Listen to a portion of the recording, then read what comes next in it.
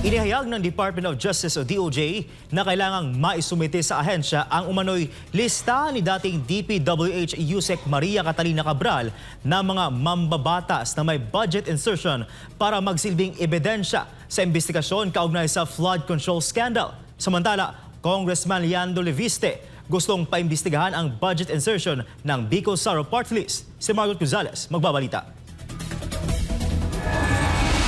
Kamakailan ay ibinunyag ni Batangas 1st District Representative Leandro Leviste na may hawak itong mga dokumento kung saan naroon ang mga pangalan ng mga kongresista at senador na nagkaroon ng budget insertion.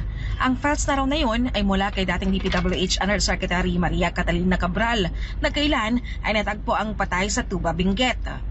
Ayon kay Leviste, isa sa mga nasa listahan na may budget insertion ay ang Bicol Saro Party List. Kaugnay niyan sa isang Facebook post ni Leviste, sinabi nitong naghain siya ng resolusyon para maimbestigahan ang mga DPWH projects ng Bicol Gold Rock Construction, GCI Construction at iba pang kumpanya na pagmamayari ng mga Ibasco at ang koneksyon ng Bicol Saro sa mga Ibasco. Panawagan ni Leviste mag-resign si Bicol Saro Party List Representative Tere Ridon bilang chairman ng House Committee on Public Accounts para sa pagbibigay daan sa investigasyon. Ayon kay Leviste, ang Bicol Gold Rock at GCI ang top contractor sa Camarines Sur na probinsya ni Ridon at maging sa distrito ni Leviste. Mga kumpanyang nakapagpatayo daw ng mga overpriced at substandard na mga daan sa Pilipinas.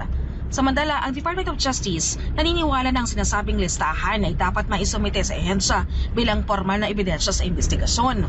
Kailangang malaman daw kung napanumpaan ang testimonya na may listahan si Cabral at kung ito ba ay notarized. Maliban dyan, ang listahan kailangang suportado ng mga ebidensya. Sakalit daw ang mga ebidensyang ito'y naisumite na sa DOJ, ito naman ay masusing ibiberipika ng ehensya.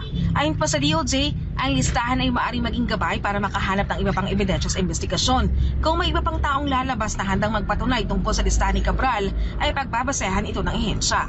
Samantala, binahagi naman ng DOJ ang mga larawan ng personal na pagsauli ni Sally Santos ng 15 million pesos bilang bahagi ng restitusyon sa kanyang aplikasyon sa Witness Protection Program. Bago ito, nauna nang nagbalik si Santos ng 5 million pesos noong December 4.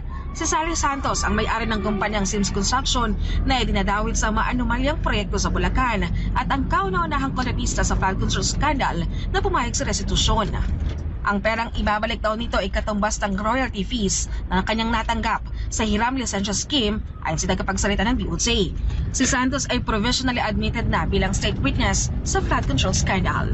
Para sa Diyos at Pilipinas kumahal, Margot Gonzalez, SMNI News.